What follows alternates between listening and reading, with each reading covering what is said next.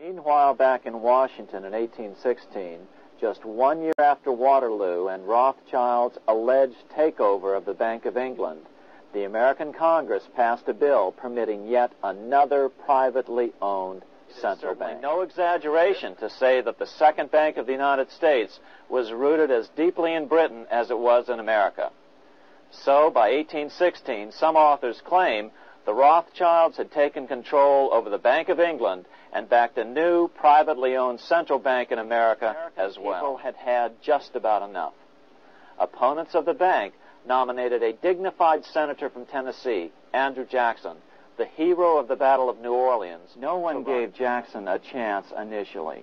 The bank had long ago learned how the political process could be controlled with money. To the surprise and dismay of the money changers, Jackson was swept into office in 1828. Jackson was determined to kill the bank at the first opportunity and wasted no time in trying to do so. But the bank's 20-year charter didn't come up for renewal until 1836, the last year of his second term, if he could survive that long.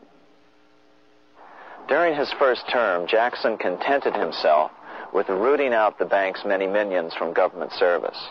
He fired 2,000 of the 11,000 employees of the federal government. In 1832, with his re-election approaching, the bank struck an early blow, hoping Jackson would not want to stir up controversy. They asked Congress to pass a renewal bill 4 years early. Naturally, Congress complied, then sent it to the president for signing.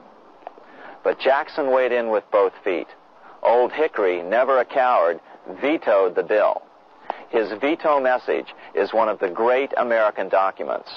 It clearly lays out the responsibility of the American government towards its citizens, rich and poor. In July 1832, Congress was unable to override Jackson's veto. Now Jackson had to stand for re-election. Jackson took his argument directly to the people. For the first time in U.S. history, Jackson took his presidential campaign on the road. Before then, presidential candidates stayed at home and looked presidential. His campaign slogan was Jackson and no bank. The National Republican Party ran Senator Henry Clay against Jackson. Despite the fact that the bankers poured over $3 million into Clay's campaign, Jackson was reelected by a landslide in November of 1832. Despite his presidential victory, Jackson knew the battle was only beginning. "The hydra of corruption is only scotched, not dead," said the newly elected president. Jackson ordered his new Secretary of Treasury, Lewis McLean, to start removing the government's deposits from the second bank and start placing them in state banks. But McLean refused to do so. Jackson fired him and appointed William J. Duane as the new Secretary of the Treasury. Duane also refused to comply with the president's requests, and so Jackson fired him as well and then appointed Roger B. Taney to the office. Taney did withdraw government funds from the bank starting on October 1st, 1833. Jackson was jubilant. "I have it chained. I'm ready with screws to draw every tooth and then the stumps." But the bank was not yet done fighting. Its head, Nicholas Biddle, used his influence to get the Senate to reject Taney's nomination. Then, in a rare show of arrogance, Biddle threatened to cause a depression if the bank was not rechartered. Here was the pure truth, revealed with shocking clarity. Biddle intended to use the money contraction power of the bank to cause a massive depression until America gave in. Unfortunately, this has happened time and time again throughout U.S. history and is about to happen again in today's world. Nicholas Biddle made good on his threat. The bank sharply contracted the money supply by calling in old loans and refusing to extend new ones. A financial panic ensued, followed by a deep depression. Naturally, Biddle blamed Jackson for the crash, saying that it was caused by the withdrawal of federal funds from the bank. Unfortunately, his plan worked well. Wages and prices sagged. Unemployment soared along with business bankruptcies. The nation quickly went into an uproar. Newspaper editors blasted Jackson in editorials. The bank threatened to withhold payments, which then could be made directly to key politicians for their support. Within only months, Congress assembled in what was called the panic session. 6 months after he had withdrawn funds from the bank, Jackson was officially censured by a resolution which passed the Senate by a vote of 26 to 20. It was the first time a president had ever been censured by Congress. Jackson lashed out at the bank. "You are a den of vipers. I intend to rout you out, and by eternal God, I will rout you out." America's fate teetered on a knife edge. If Congress could muster enough votes to override Jackson's veto, the bank would be granted another 20-year monopoly or more over America's money, time enough to consolidate its already great power. Then a miracle occurred. The governor of Pennsylvania came out supporting President Jackson and strongly criticized the bank. On top of that, Biddle had been caught boasting in public about the bank's plan to crash the economy. Suddenly, the tide shifted.